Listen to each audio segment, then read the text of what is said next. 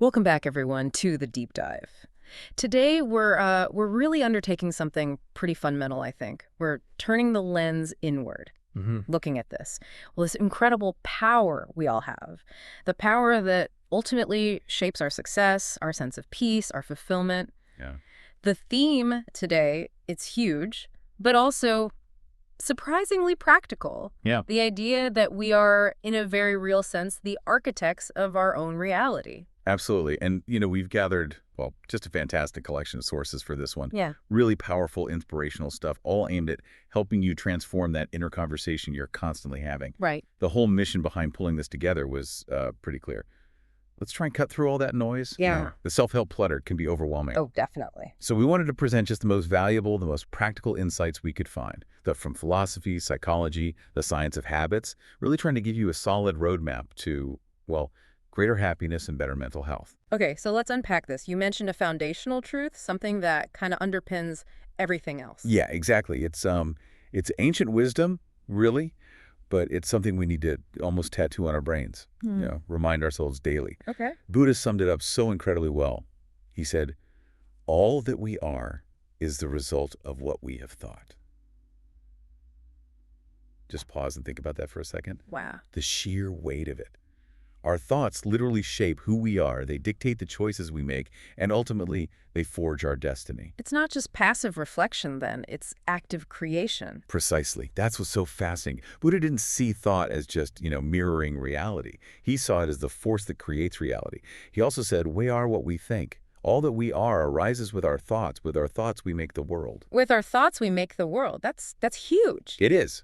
It means your entire perception, how you see the world, how you interact with it, the opportunities you notice, the limitations you just accept, it's all being molded constantly by that internal chatter. Okay, so that really sets the stage for what we're doing today, then. This isn't just thinking about thinking. Not at all. This deep dive is about, grabbing the keys, Huh. right? Unlocking the door to a life that feels more fulfilling, more meaningful by consciously taking the reins of that power. Yes, you have the ultimate control over your thinking.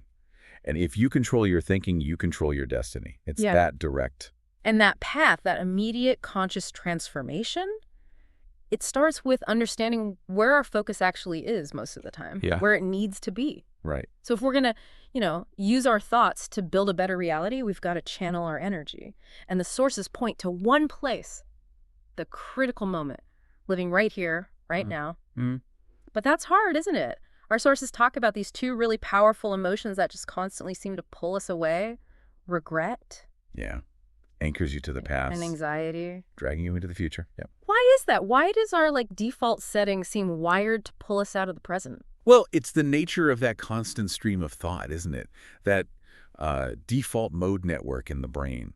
If you just let it run wild, it's perpetually running simulations. The simulations. Yeah, like replaying past arguments or mistakes or projecting future worries and potential disasters. It just churns away. Uh-huh. And the problem is that habit pulls your attention, your energy, away from the only place where you can actually do anything, where you can influence things. Which is right now. Exactly. The present moment.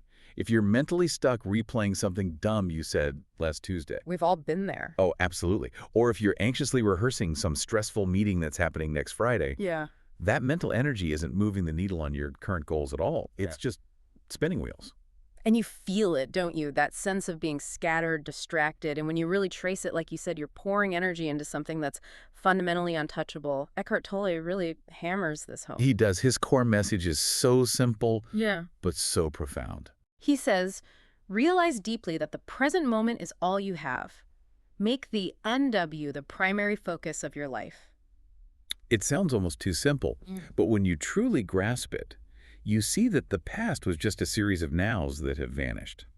And the future, it's only ever going to arrive as another now. Right. So logically, where else would you invest your energy but right here? And the practical takeaway, connecting this back to, say, getting things done or just feeling less stressed, it's huge. It really is. Yeah. All that time spent worrying, ruminating, regretting, it's wasted energy, pure and simple. You cannot rewind and change the past. It's done. Set in stone. And you can't fast forward and control the future. It hasn't happened yet. It's unwritten.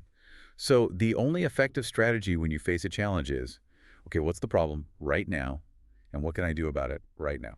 Focus all resources on the present task. That's where all progress happens, strictly in the present. Okay, but life isn't always smooth sailing, is it? Stuff happens. Unavoidable difficulty, suffering.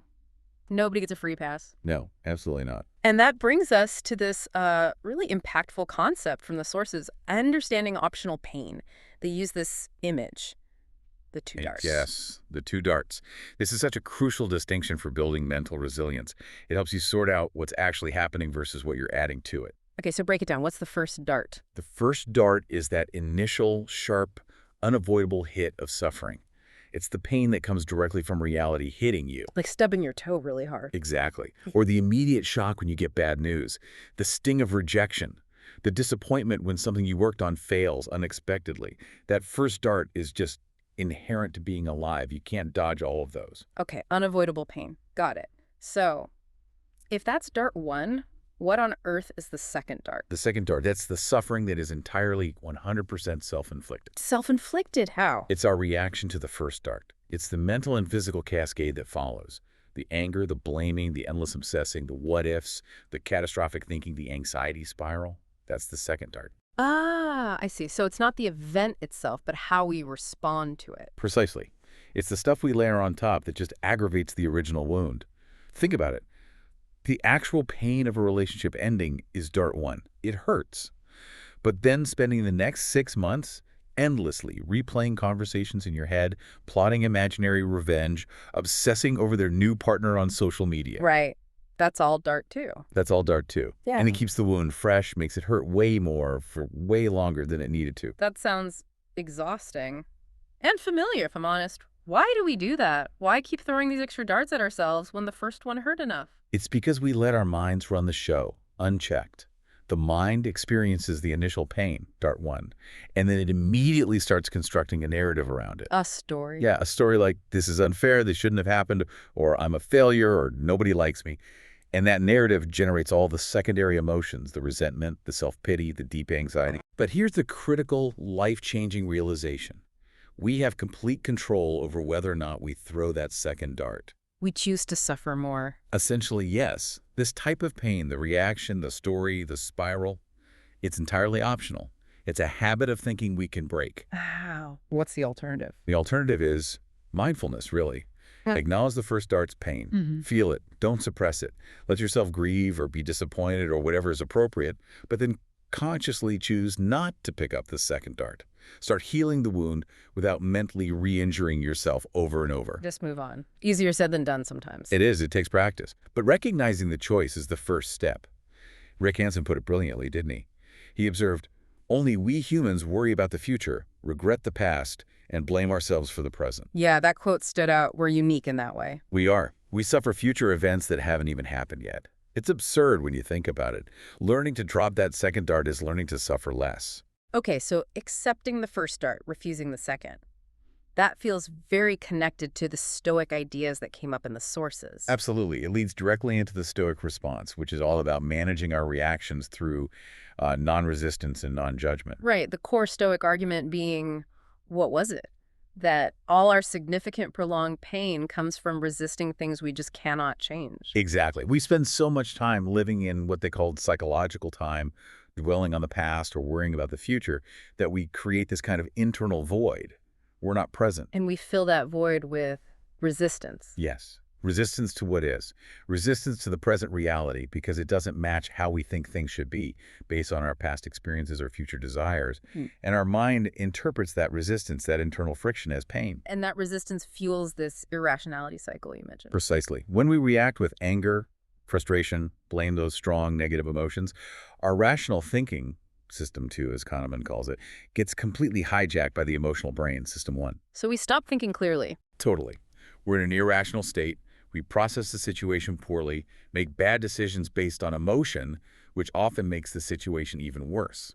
Which then gives us more to be angry or upset about. Exactly. It's a self-perpetuating cycle of suffering, all fueled by resisting the now. We're fighting reality, and reality always wins that fight. Okay, so how do we break free? How do we achieve that mental freedom the Stoics talked about? The sources suggested a strategy. Constant, non-judgmental observation. That's the key. Yeah. Metacognition in action, thinking about your thinking. becoming the observer of your own mind without immediately getting swept away by every thought and feeling. And there was that analogy, the quantum Zeno effect. How does that apply here? Right, it's a cool analogy. In quantum physics, the idea is that if you continuously observe an unstable particle, you can kind of freeze it, prevent it from decaying. Okay. Applied to the mind, the idea is similar. If you repeatedly and consciously ask yourself, what will my next thought be? You interrupt the automatic subconscious stream. You shine a light on it. Exactly. That act of observation, that conscious questioning, delays or freezes that autopilot thinking. It creates a gap. It's a powerful way to start seeing the difference between you, the conscious observer, and the relentless chatter of your mind. You start noticing, wow, I spend most of my day not even choosing my thoughts. It's like catching yourself on autopilot. And the second part of this strategy is crucial. Stop judging the thoughts and desires that pop up. So instead of getting angry at yourself for having a negative thought or immediately acting on a craving, Just notice it. Acknowledge it non-judgmentally. Ah, there's that thought again, wanting me to eat the whole cake. Or, okay, I'm feeling envious right now. Accept that the thought or feeling exists, but, and this is key, resist its demand for action. You create space between the stimulus, the thought, and your response. You don't have to obey every impulse. that sounds powerful, but also difficult, especially the non-judgment part. We're so quick to criticize ourselves. Incredibly difficult. And this is where self-compassion comes in, which, as you said, is often the hardest piece, especially for people who are driven or perfectionistic. Right. The sources are really emphatic about this. Do not be harsh on yourself. When you mess up, when you have a thought you don't like, acknowledge it, maybe take a breath, learn from it if you can, and move on. Relentlessly beating yourself up is just another bad habit, a destructive one. There was that Louise L. Hay quote. Yeah, brilliant, wasn't it? Basically, you've been criticizing yourself for years, and it hasn't worked. Try approving of yourself and see what happens. Yeah, it's provocative. It is, because she argued that self-criticism paralyzes you, while self-approval actually fuels positive change. It's counterintuitive for many of us. And this self-acceptance, this non-judgment, that's the bedrock of real emotional stability, or what the sources call true composure. Yes, because we often get composure wrong, don't we? We think it means suppressing emotions. Like the stiff upper lip. Or telling someone who just got amazing news, okay, calm down, keep it together. Right. But true composure is the opposite of suppression. It's about staying with the feeling, whether it's intense joy or deep sadness, long enough to actually process it, to let it sink in, but without letting it hijack you and dictate your next move or become a permanent part of your identity. So if you achieve something great, composure stops you from immediately needing the next hit of success. Exactly. Or getting consumed by the fear of losing it.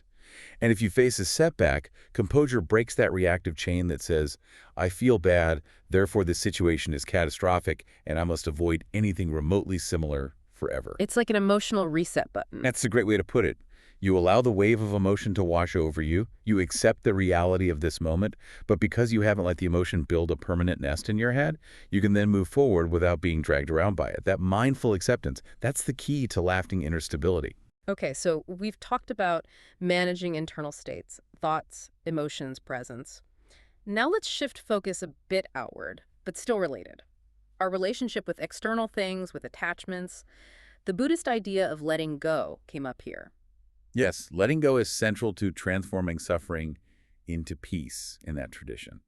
And a big part of that is avoiding the trap of material over-identification. Over-identifying with stuff. Yeah, or even status, titles, reputation.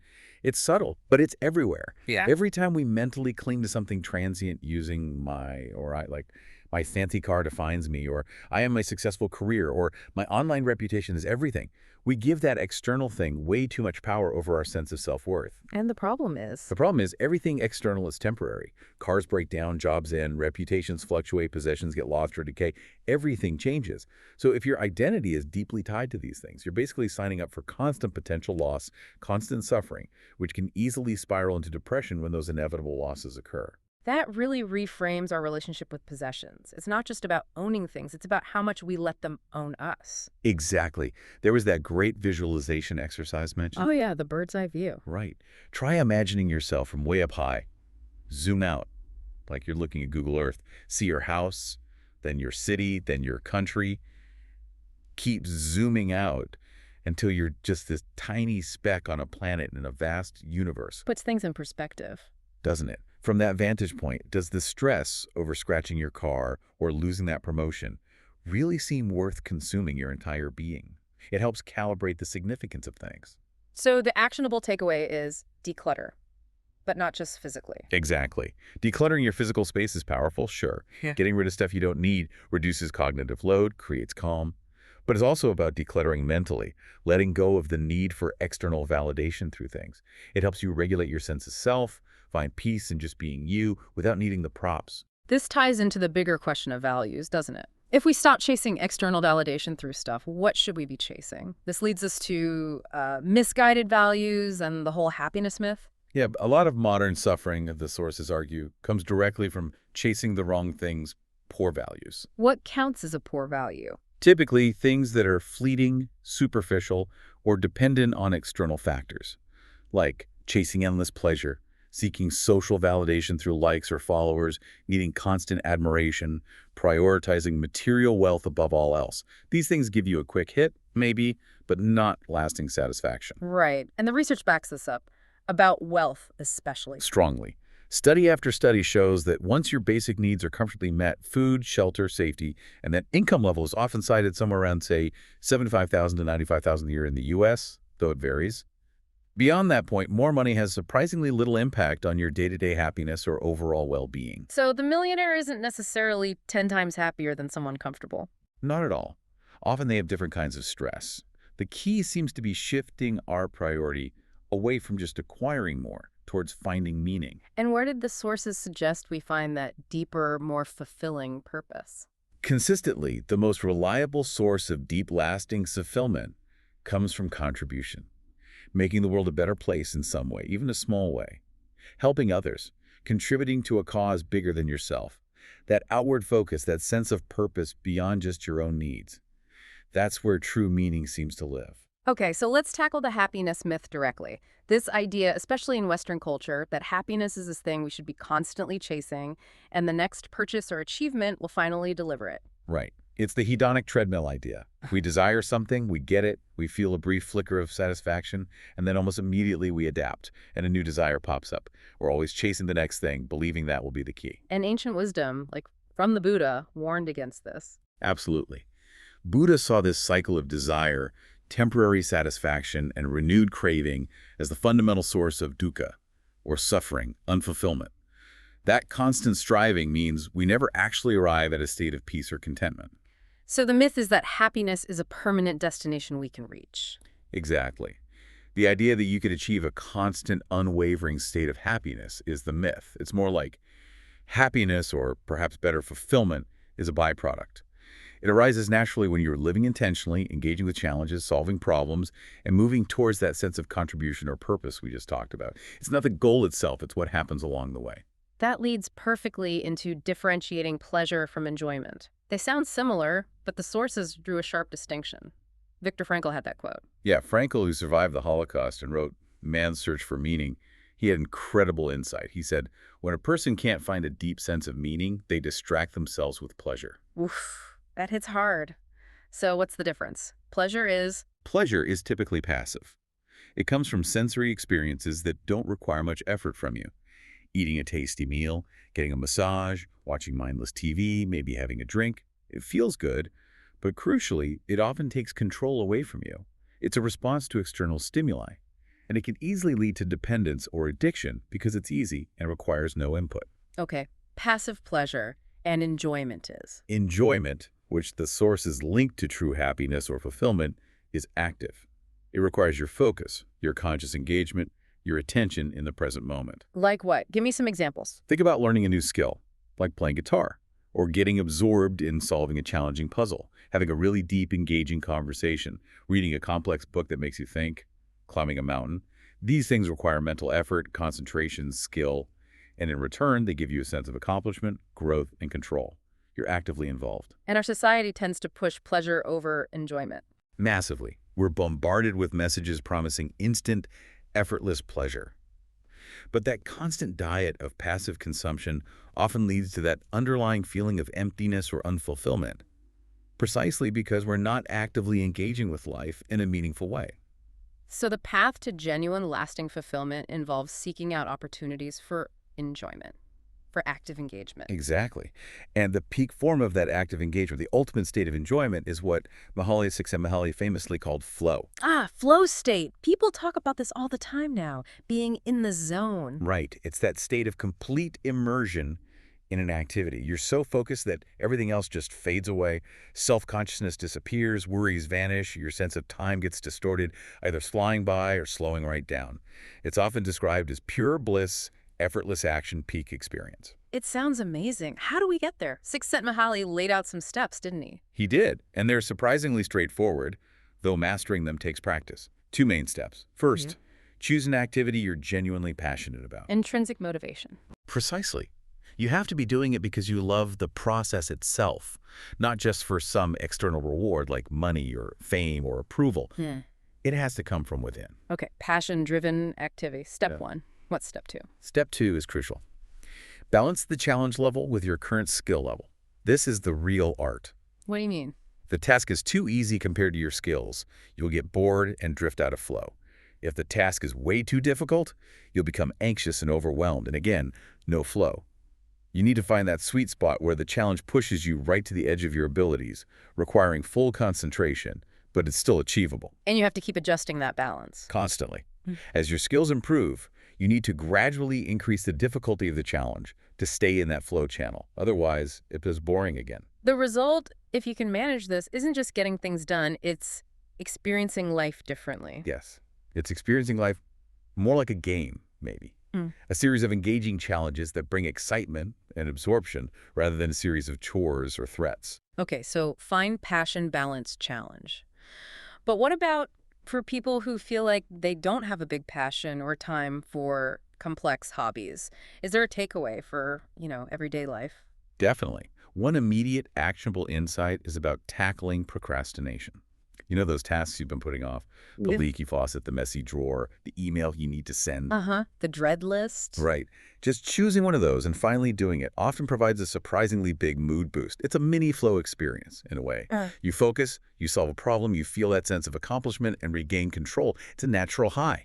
Instead of just numbing out with scrolling. Exactly. Use your downtime more intentionally. Instead of defaulting to passive boredom traps like endless social media scrolling or binge watching something you don't even care about, try investing that time in something, anything, that requires active engagement.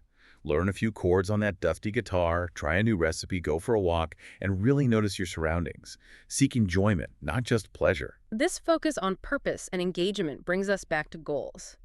There was this interesting paradox mentioned. Life goals are kind of irrelevant, but we absolutely need to set one. How does that work? It sounds contradictory, doesn't it? But it makes sense when you unpack it. The goal itself is irrelevant in the sense that your ultimate self-worth shouldn't be tied only to whether you achieve that specific outcome. Life changes, you change, the goal might shift. Defining yourself solely by goal X is fragile. Okay, so don't pin your entire identity on achieving the goal. But why is setting one still necessary? Because the act of setting an ultimate high-level goal is incredibly powerful as a tool. It serves vital functions. It drives your motivation day to day. It helps you prioritize, does this small action move me towards my big goal or away from it? And crucially, it helps keep you in that state of flow more often by giving meaning and direction to your smaller daily actions. So the goal is like a compass, not a destination carved in stone. Exactly. It's a guiding star. It keeps you moving in a chosen direction, ensuring your efforts feel purposeful. But the goal itself can, and probably should, evolve as you learn and grow and your values clarify or shift over time. It's a dynamic process. So how do you figure out what that guiding star should be? There was a practical suggestion. Yeah, did a bucket list exercise. Write down everything you want to do, be, experience, achieve. Big things, small things, doesn't matter. Just get it all out. Okay, then what? Then look at that list. Really study it. Are there themes? Connections. Do groups of items seem to point towards a larger underlying aspiration? Maybe several items relate to travel and learning, suggesting a core value of exploration. Maybe others relate to helping people, pointing towards contribution. Try to find that deeper current running through your desires. Use that as your initial compass, your ultimate life goal for now, to keep your daily efforts focused and flowing. All right, shifting gears now from the why, the purpose, and flow to the how. How do we actually build the life we want? This brings us squarely into the realm of habits, the momentum of daily habits. Yes, this is where the rubber meets the road. You've set that inspiring life goal, that guiding star. Mm. Now what? The critical next move, according to our sources, is to immediately break it down. Convert that big aspiration into a small, ridiculously achievable daily habit. Why small? Why not jump in with massive action? Because massive action is usually unsustainable. It burned you out. Starting small is about engineering success from day one. It's about building consistency. Remember that Jim Rohn quote? Motivation is what gets you started. Habit is what keeps you going. Exactly. Motivation is fickle. It comes and goes. Habits are reliable. They run on autopilot once established. So you take that overwhelming goal, like get healthy or write a novel, and you shrink it down to something you can do today, even on your worst day. Like swapping one soda for water, or writing just one paragraph, maybe even just one sentence. Precisely. Tiny changes. The key isn't the size of the step initially. It's the consistency. Did you do it today? Yes. Great. Do it again tomorrow. This builds what the sources call big moment. Yeah, momentum. It's like a snowball rolling downhill. Start small, but with consistent movement, it picks up mass and speed until it becomes this unstoppable force. If your goal is fitness, maybe the initial habit is just putting on your running shoes and stepping outside for 1 minute. Seriously, 1 minute. Seriously. The goal isn't the workout yet. The goal is becoming the kind of person who puts on their running shoes every day. You're building the identity first.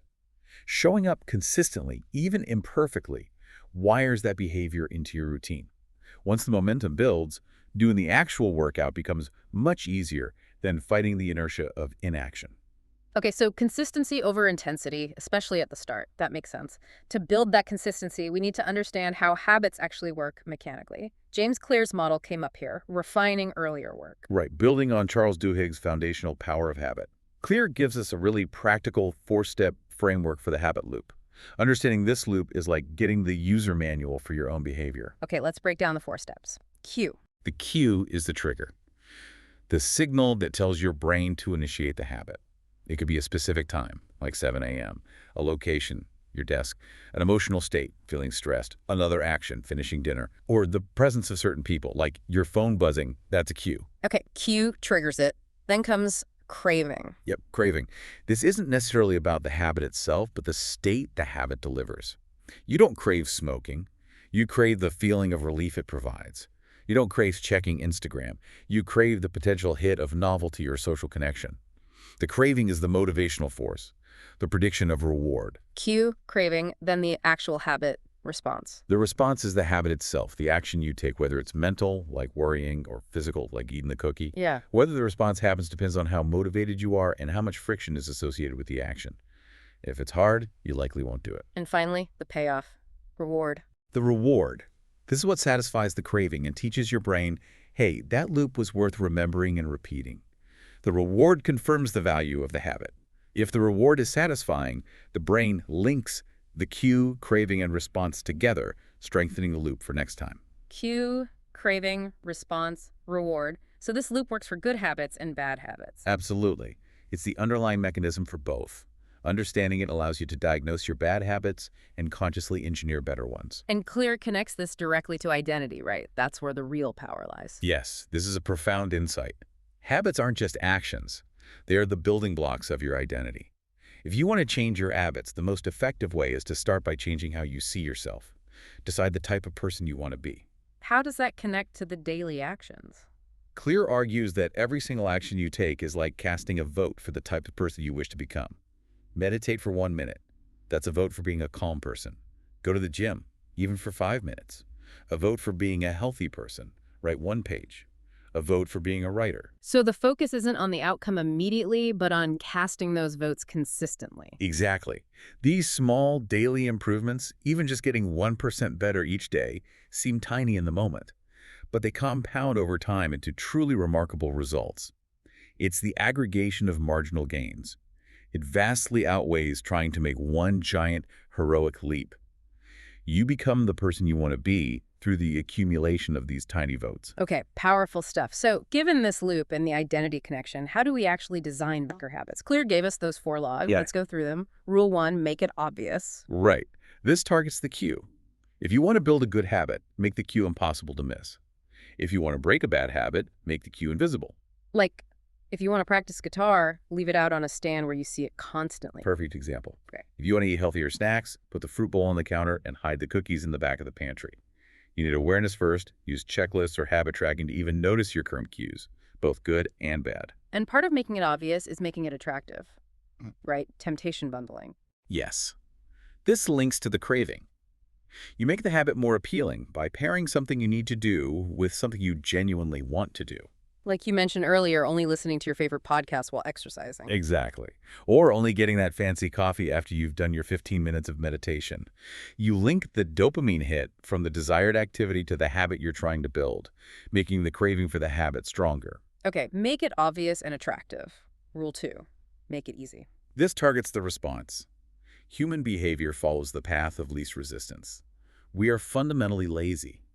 So reduce the friction associated with good habits. Like laying out your gym clothes the night before. Precisely. Or prepping healthy meals in advance. The goal is to decrease the number of steps between you and the desired action. Conversely, if you want to break a bad habit, increase the friction. Unplug the TV and put the remote in another room if you watch too much. Delete distracting apps from your phone. This is where the 2-minute rule comes in, isn't it? Yes, such a powerful little hack. The idea is that most habits are really decided in the first few moments. The inertia is strongest at the beginning.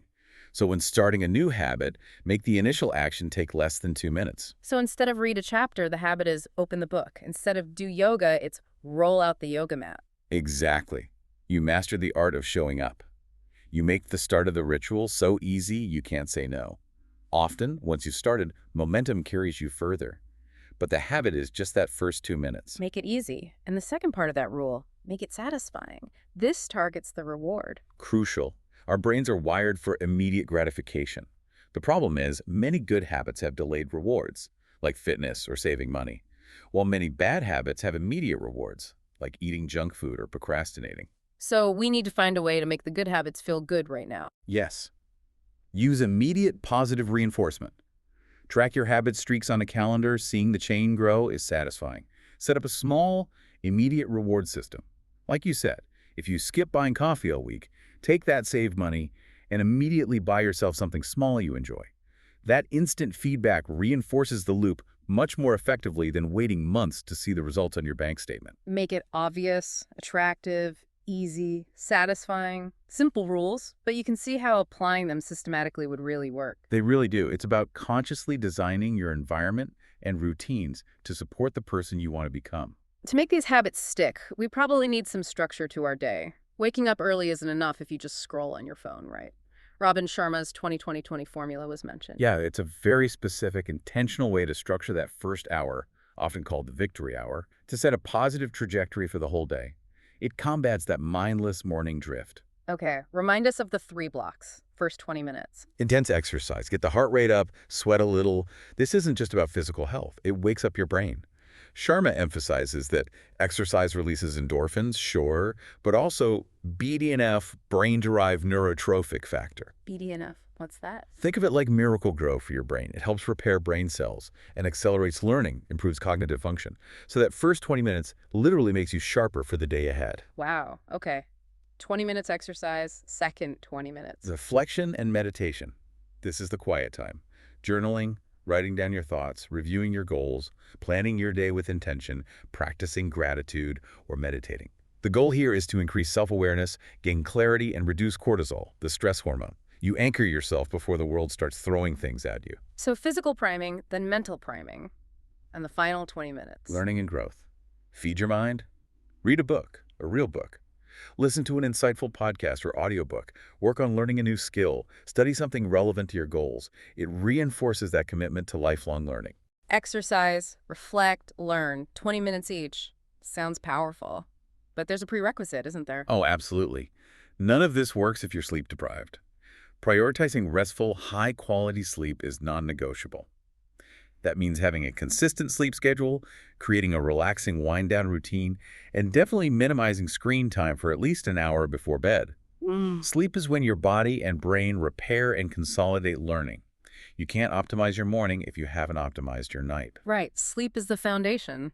And once you have that routine going, you need to protect that momentum, that big mo we talked about. Yes, keep that snowball rolling. Good habits and positive choices start to compound. Making one good decision makes the next one slightly easier. The mental friction decreases over time. But what about when you hit resistance? When you just don't feel like it? Sometimes thinking too much about the perfect strategy can stop you altogether. That's analysis paralysis, right? Sometimes the best strategy is just move, do something, even if it's imperfect. Following your gut and taking one small step in the general direction of your goal is almost always better than sitting still, trapped in overthinking. Action breeds motivation more often than motivation breeds action. Okay, so we've covered personal habits.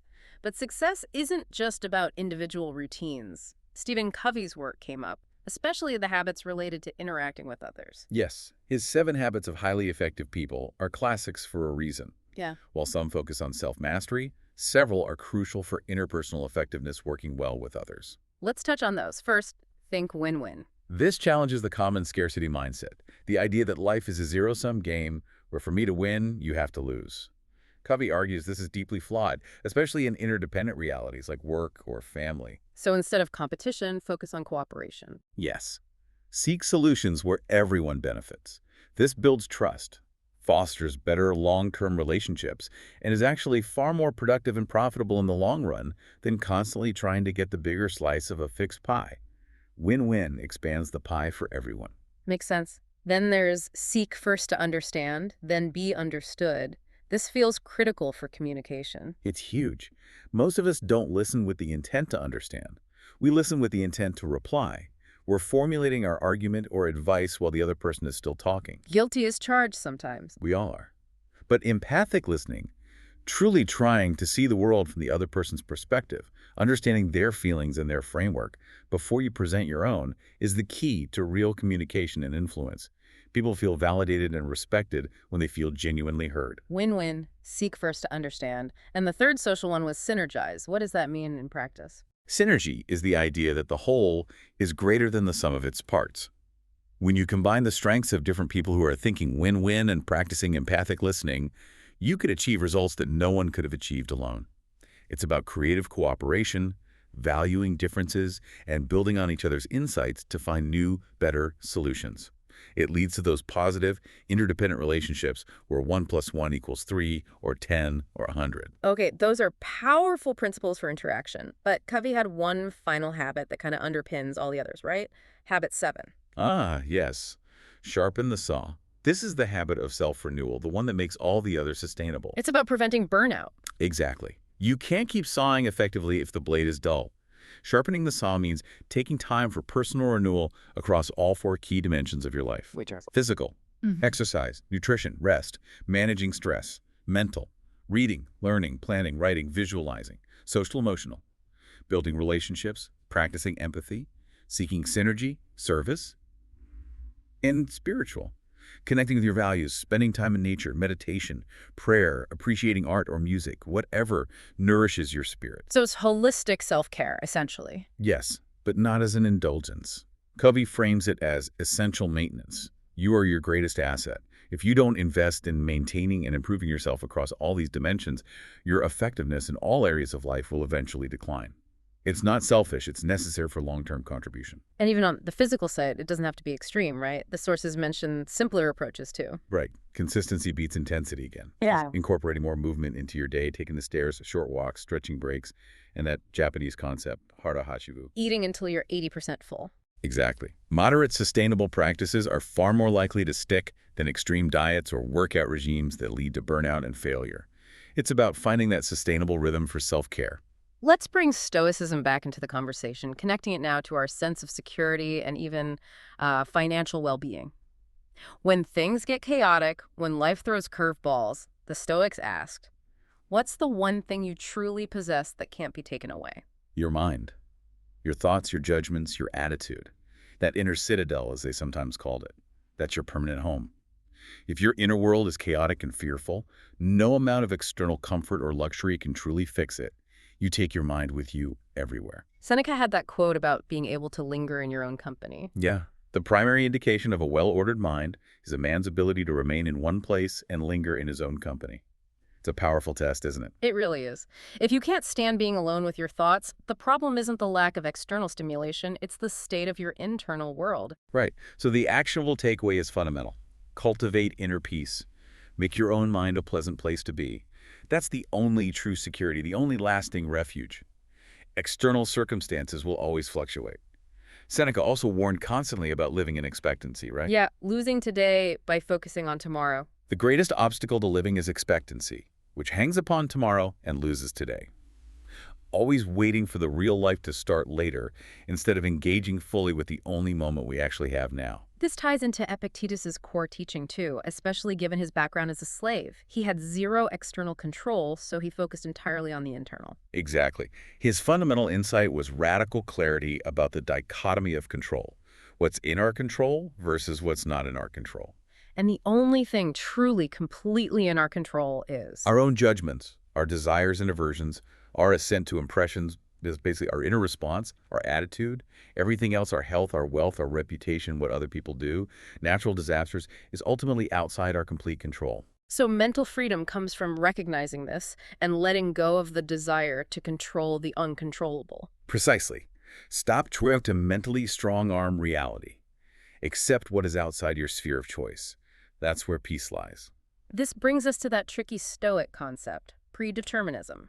The idea that outcomes are, in some sense, already set. That sounds potentially demotivating, like fatalism. It can sound that way, but that's often a misunderstanding. It's not meant to encourage passive resignation like, oh, well, everything's fated, so why bother? Okay, so what is it about? It's more of a therapeutic tool, an exercise in acceptance. It's about looking at events, especially difficult ones that have already happened, and recognizing that given the infinite chain of cause and effect leading up to that moment, it couldn't have happened any other way. It forces you to accept the reality of the past and present. So it's less about predicting the future and more about accepting the present. Exactly. It's not about absolving responsibility for your actions, but about releasing the useless struggle against outcomes that are beyond your will. It helps you stop wasting energy raging against reality or drowning in what-ifs. And the power in that acceptance is freedom from worry. Immense freedom. Epictetus nails it. There's only one way to happiness, and that is to cease worrying about things which are beyond the power of our will. If you can truly internalize that, truly accept what you cannot change, you liberate enormous amounts of mental energy you can then redirect towards what you can control. Your own choices, your own attitude, your constructive actions right now. That constant need for adaptation and learning connects to that Alvin Toffler quote about 21st century literacy. Oh yeah, fantastic quote. The illiterate of the 21st century will not be those who cannot read and write, but those who cannot learn, unlearn, and relearn. That feels incredibly relevant today with the pace of change. And it fits the Stoic ideal of objective reason, doesn't it? Perfectly. It requires humility, the willingness to accept that your current knowledge or skills might become obsolete, that your cherished beliefs might be wrong. Experience is the best teacher, sometimes brutally so. We learn by observing, by trying, and especially by failing. Think of Edison and the light bulb, thousands of failures that were actually learning experiences. And the sources noted how successful people often embody this broad knowledge, but expert help. Right. They tend to have a wide range of knowledge across different fields. This allows them to spot connections and opportunities others miss. But they don't pretend to be experts in everything. They know what they don't know and aren't afraid to hire specialists for the critical details. The takeaway for all of us is keep learning, stay curious, read widely, be willing to unlearn. That's how you stay adaptable. Okay, let's apply this Stoic mindset of control and acceptance to something very concrete. Money and financial independence. The sources said the biggest predictor of well-being isn't wealth itself, but a sense of control over your life. Agency. Feeling like you're the one steering the ship, not just being tossed around by circumstances or financial pressures. And Morgan House's insight connects money directly to this. Yes, beautifully. He argues that money's greatest intrinsic value isn't buying luxury goods. It's the ability to buy control over your time. Control of your time. Explain that. It means having the freedom to wake up and say, I can do what I want today. Having a buffer so you don't have to take the first job offered if you lose yours. Being able to take time off when you're sick without financial panic. Being able to retire when you want to, not when you're forced to. That freedom, that flexibility, that lack of constraint, that's the real value money provides for well-being, far more than a bigger house or faster car. But we often fall into the trap of working harder to buy more stuff, not more time. Exactly, the keeping up with the Joneses trap. Or as that saying goes, we work jobs we hate to buy things we don't need to impress people we don't like. It's insane, but common. So the Stoic approach would be to resist that. Avoid lifestyle inflation. Absolutely. As your income increases, consciously resist the urge to increase your spending lockstep. Keep your expenses controlled, track where your money is actually going, and prioritize spending on things that genuinely increase your well-being and control paying down debt, saving, investing, rather than just accumulating more possessions.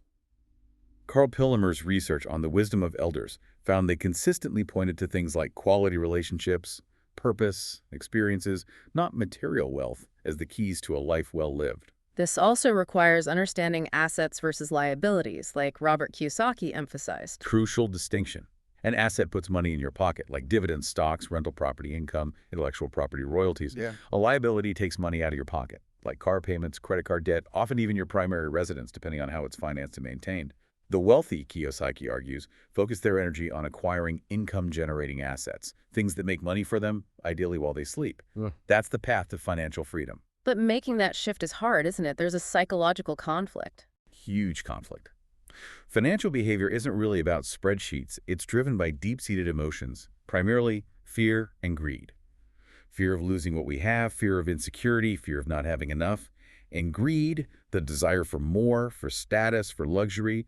Often the fear, especially fear rooted in past scarcity or societal pressure, paralyzes us, keeping us trapped in the rat race, even when we know better. So achieving independence requires overcoming that fear, taking calculated risks. Yes.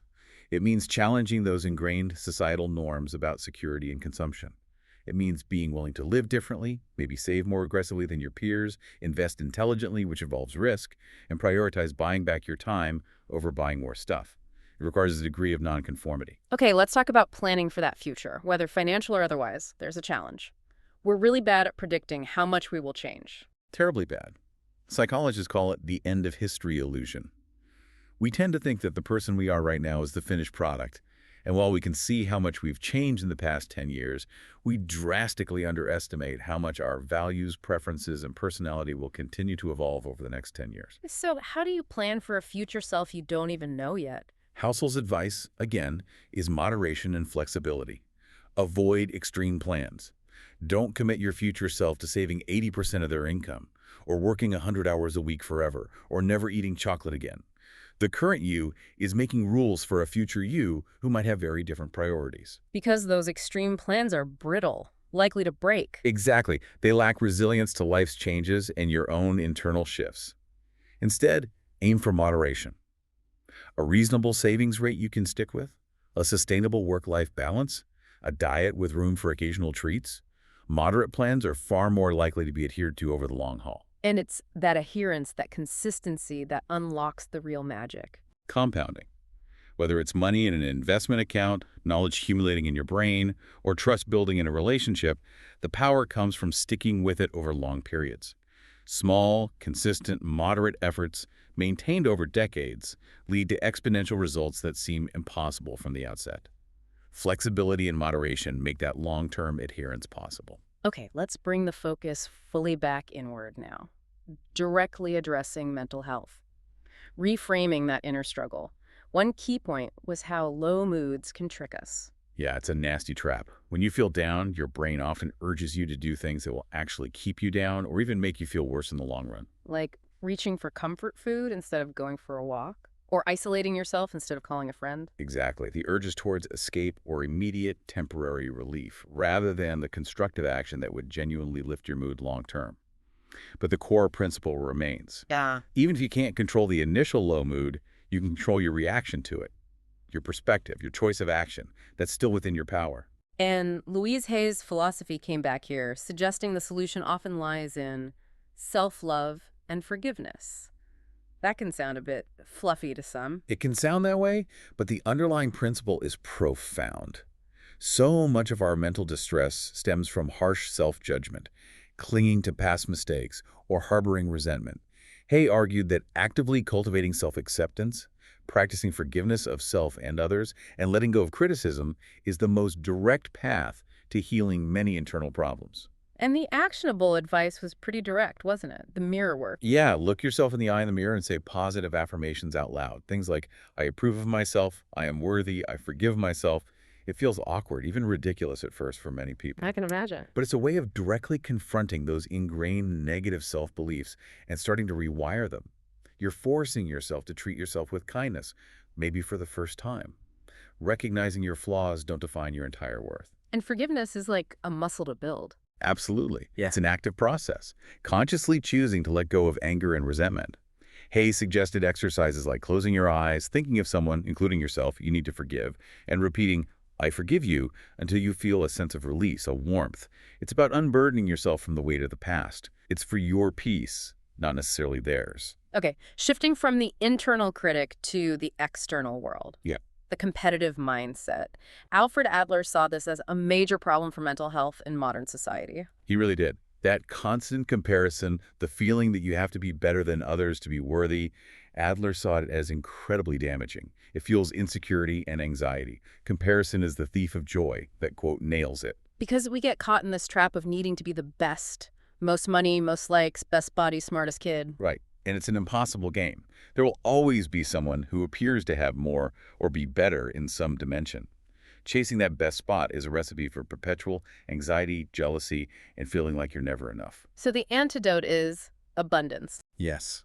Shifting from a scarcity mindset, there's only so much success happiness to go around and I need to grab my share, to an abundance mindset. There's plenty for everyone. Recognize that someone else's success doesn't diminish your own potential. The Dalai Lama offered the perfect metric for comparison. Compare yourself only to. Your previous self. Am I better today than I was yesterday? Am I learning? Am I growing? That's the only comparison that truly matters for personal development. Stop comparing your chapter 3 to someone else's chapter 20. And the actionable step here is more cooperation, less competition. Definitely. Actively look for ways to collaborate instead of compete. View life less like a race against others and more like a team sport where you can help each other succeed. This builds connection, boosts self-esteem because you're contributing and being valued for it, and leads to far greater collective and individual fulfillment than constantly trying to climb over others. Okay, so cultivating self-compassion, letting go of comparison, this sets the stage for building real emotional strength. There was a list of habits of emotionally strong people challenging the old myths. Yes, crucial point. Emotional strength is not about being stoic in the sense of suppressing or ignoring feelings. Yeah. That's actually emotional fragility. True strength involves acknowledging and working with your emotions constructively. Okay, what was habit number 1? Control your attention, not your emotions. You can't just decide not to feel anxious or sad by willpower alone. Trying to fight the feeling often makes it stronger. So what do you control? You control where you focus your attention. Acknowledge the feeling non-judgmentally. Okay, I'm feeling overwhelmed right now. Validate it, but then consciously choose to redirect your focus towards something constructive. Your values, the task at hand, your breathing. You manage the feeling by managing your focus around it. Okay, habit 2. Practice compassionate self-talk. This echoes Louise Hay. When difficult emotions arise, treat yourself with the same kindness and understanding you'd offer a good friend going through the same thing. Avoid harsh self-criticism. I'm so stupid for feeling this way. Gentle curiosity, okay, I'm feeling hurt, what's going on here, is far more helpful for processing the emotion. Negative self-talk just adds a layer of shame. Makes sense. Habit 3. Use values, not feelings, to make decisions. This is key for avoiding self-sabotage. Your emotions are temporary and often unreliable guides for behavior. I don't feel like exercising. I feel like eating that cake. I feel angry, so I'll send that nasty email. Emotionally strong people learn to act based on their chosen core values, like health, kindness, responsibility, even when their feelings are pointing in the opposite direction. Values provide a stable compass when emotions are stormy. Values over feelings for decisions. Got it. And the 4th habit. Set and enforce healthy boundaries. This is about protecting your time, energy, and emotional well-being. Saying no to requests that overload you, limiting contact with people who consistently drain you, clearly communicating your needs and limits. It's not selfish, it's essential self-care. Standing up for yourself prevents resentment and burnout. Remember? No is a complete sentence. Exactly. No justification needed sometimes. These habits seem crucial for building better relationships too. But there's that paradox. We're more connected technologically than ever, yet loneliness is rampant. It's a huge issue. Social media often gives the illusion of connection, but can sometimes be an escape from deeper, more vulnerable interaction, or even an escape from ourselves. Thich Nhat Hanh had profound insights here. His teaching was about connecting inward first. Yes, he taught that we can't truly connect with others if we're fundamentally disconnected from ourselves, from our own feelings and experiences.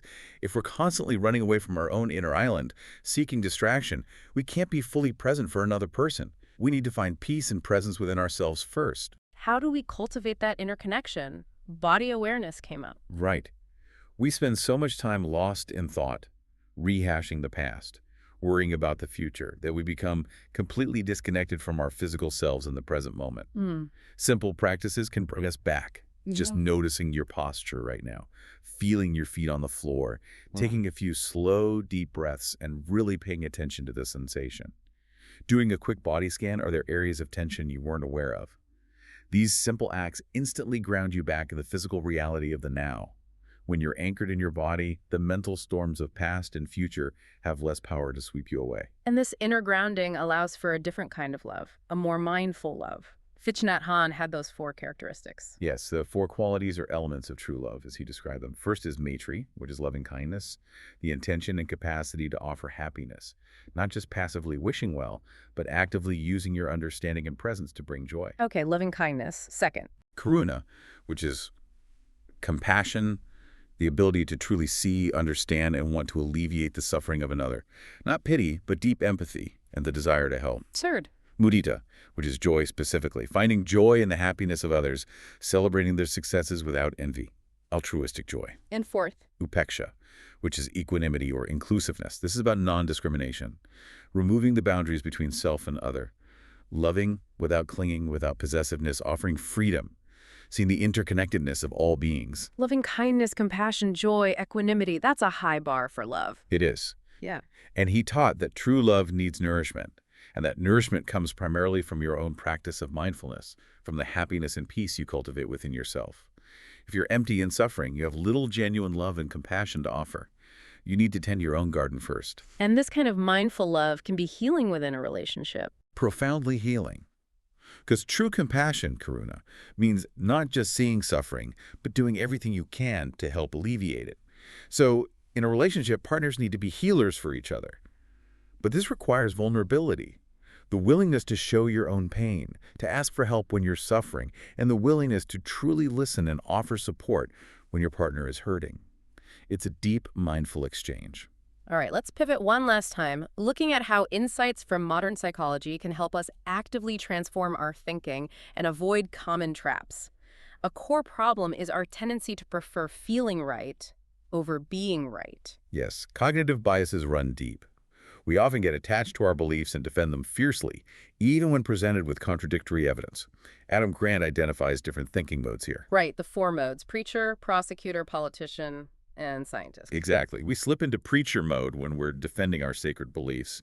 We become a prosecutor when we're attacking someone else's flawed reasoning. We act like a politician when we're trying to win approval or popularity for our views. But the mode we should strive for is the scientist. The scientist doesn't start with conclusions. They start with questions.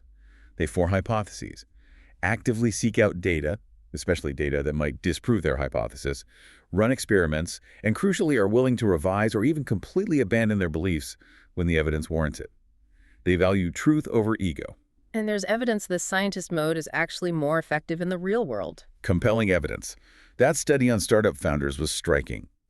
Those who are taught and encouraged to think like scientists, constantly questioning their assumptions, running small A/B tests on their ideas, pivoting based on customer feedback, valuing data over their initial vision, their companies earned something like 40 times more revenue after just 1 year compared to founders who stuck to more conventional business planning and defended their original ideas. Wow, 40 times.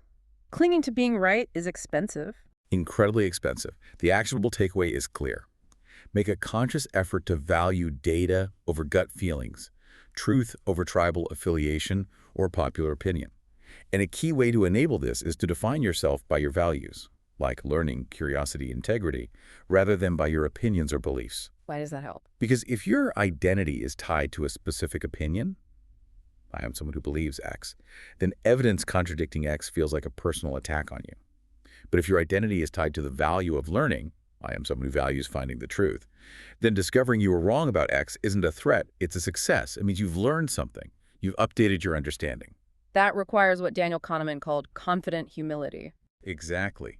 The sweet spot between arrogance, thinking you know everything, and debilitating doubt, being afraid to assert anything. It's having the confidence to act on your current best understanding, while having the humility to know that you might be wrong, that you don't have all the answers, and being genuinely open to changing your mind. Kahneman's quote captures it. Being wrong is the only way I feel sure I've learned anything. That's the scientist mindset. This ability to revise and change our minds is fundamental to personal transformation too, isn't it? Thinking back to that Freud versus Adler debate about the past. Yes, a classic debate. Freud's psychoanalysis largely suggested our character is heavily determined, almost fixed, by our past, especially childhood experiences and traumas. Our personality is shaped early on. But Adler disagreed. Strongly. Adler, a pioneer of individual psychology, argued that while the past influences us, it doesn't determine us. He believed we have the capacity, right here in the present moment, to choose our attitude, interpret our past differently, and actively change who we are, regardless of what happened before. So even if you had a terrible childhood, you're not doomed to repeat those patterns. According to Adler, absolutely not. But the key is belief. You have to genuinely believe that change is possible, that you can choose a different path now. If you remain convinced that your past dictates your future, then it becomes a self-fulfilling prophecy. But if you claim your power in the present to choose a new outlook, adopt new goals, and discard old limiting narratives, you can absolutely change your trajectory. The power lies in the present moment choice. But making those rational choices is constantly being undermined by psychological triggers we're often unaware of. Robert Cialdini's work on influence is key here. Yes, his principles highlight the shortcuts our brains take, the automatic responses that can be exploited by others or that we can learn to recognize in ourselves. Let's quickly recap a few. Reciprocation. The powerful urge to repay debts or favors. If someone gives you something unexpected, even something small, like those free mints with a restaurant bill, you feel a subconscious obligation to give something back, making you more likely to, say, leave a bigger tip or comply with a later request. Businesses use this constantly. Okay. Consistency and commitment. Our deep need to be, and appear to be, consistent with our past actions and statements. Once we make even a small commitment, like signing a petition, we feel internal pressure to agree to larger related requests later to maintain that consistent self-image. That's the foot-in-the-door technique. Small yeses lead to bigger yeses. And scarcity. Fear of missing out, FOMO, in action. Things seem more valuable when their availability is limited. Limited time offer. Only 3 left in stock. Options. They all trigger this scarcity principle. We fear losing out on the opportunity. Cialdini found scarcity is most potent under 2 conditions. When the item has recently become scarce, it was available, now it's not, and when we have to compete with others for it. So becoming aware of these triggers helps us resist manipulation. Absolutely. When you feel that sudden urge to buy because it's the last one, you can pause and ask, do I actually want this thing, or am I just reacting to the scarcity pressure? Awareness gives you back the choice. And underpinning all this is Kahneman's big idea about our 2 thinking systems. Yes, dual process theory.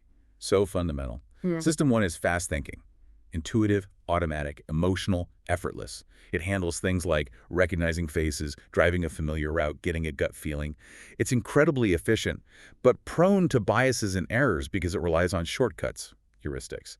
It's the secret author of many judgments we think were rational. And system 2. That's slow thinking. Deliberate, analytical, logical, effortful. It's what you use to solve a complex math problem. Compare 2 different products carefully or learn a new skill. It requires attention and energy, so our brains tend to default to system 1 whenever possible to conserve resources. And these 2 systems create our sense of self, the remembering self versus the experiencing self. Right. The experiencing self lives in the present moment. System 2 is more active here when we pay attention. But our remembering self, heavily influenced by System 1's biases, constructs the story of our lives based on memories, which are often flawed. It tends to overweight peak moments, good or bad, and the ending of an experience, while largely ignoring the duration. This is the peak end rule. So a long, moderately pleasant vacation might be remembered less fondly than a short, intense one with a great ending. Exactly. Even if the total amount of pleasure was higher in the longer one, the remembering self makes the decisions about what to do next time based on these potentially biased memories. So we have to be careful not to let the flawed stories of the remembering self dictate all our future choices, ignoring the actual quality of our present experience. It all comes back to awareness and questioning our own thoughts. Wisdom, then, is knowing when to rethink. That's how Adam Grant puts it. Wisdom is knowing when it's time to abandon your cherished tools and beliefs, even the ones that worked in the past. Actively go looking for information that contradicts your views. That's how you avoid getting stuck in System 1 echo chambers. And this capacity for acceptance, even of the hardest realities, brings us back to Viktor Frankl and his observations in the concentration camps. A stark but powerful example. Frankl, a psychiatrist himself, observed how people process the unimaginable trauma. He saw stages, initial shock, then a descent into apathy, an emotional numbing necessary for survival, and finally, for those who survived, liberation, disillusionment, and bitterness. And the crucial lesson for survival itself was acceptance. Paradoxically, yes. He noted that the prisoners who clung desperately to the illusion that liberation was just around the corner, who refused to accept the brutal reality of the situation, were often the first to lose hope and die. They lacked the psychological resilience. So, accepting the possibility of death, accepting the horrific present, actually enabled endurance. It seems so. That apathy, that numbing, became a defense mechanism. Accepting the worst-case scenario allowed them to endure the present without being constantly crushed by false hope or futile resistance. Resistance, in that context, made them psychologically brittle and vulnerable. And Frankl's ultimate conclusion about the meaning of life, forged in that crucible. That life doesn't have a single, universal meaning handed down from somewhere. Instead, meaning is something each individual must create for themselves, moment by moment, through the choices they make, the attitudes they adopt, and the actions they take, even and especially in the face of unavoidable suffering. Meaning is found in the response to life challenges. So if we try to boil down this whole deep dive, what are the absolute core insights for you, the listener? I think, first, it's the power of the present moment, learning to observe your thoughts without judgment, dropping that second door of self-inflicted suffering. Second, it's the necessity of building identity-driven habits, remembering that every small action is a vote for who you want to become, and that 1% compounds massively. And third, finding emotional strength not in suppression, but in self-compassion, self-forgiveness, and making choices aligned with your deepest values. Yeah, absolutely. And the key message running through it all is that transformation isn't something you wait for. It starts right now. Your life, who you are, isn't set in stone by your past. You have the power in this moment to choose differently, to think differently, to become who you want to be. We'd really encourage you maybe to schedule a regular life checkup. Good idea. Treat your mental and emotional well-being with the same seriousness you'd treat your physical health. Regularly pause, reflect. How am I doing? What needs adjusting? What thoughts or habits are serving me and which aren't? And maybe we can end with that ultimate provocative thought from Viktor Frankl. It defines the one freedom that can never, ever be taken away from you, no matter the circumstances. He wrote, "Everything can be taken from a man but one thing. The last of the human freedoms, to choose one's attitude in any given set of circumstances, to choose one's own way." Wow. If you cannot change a situation, and often you can't, you are always, always challenged to change yourself. Yeah. That power, the power to choose your response, your inner stance, that is entirely and irrevocably yours. A powerful place to leave it. Thank you so much for joining us on this deep dive into becoming what you think. We really hope it sparks some insights for you. We look forward to diving deeper with you again next time.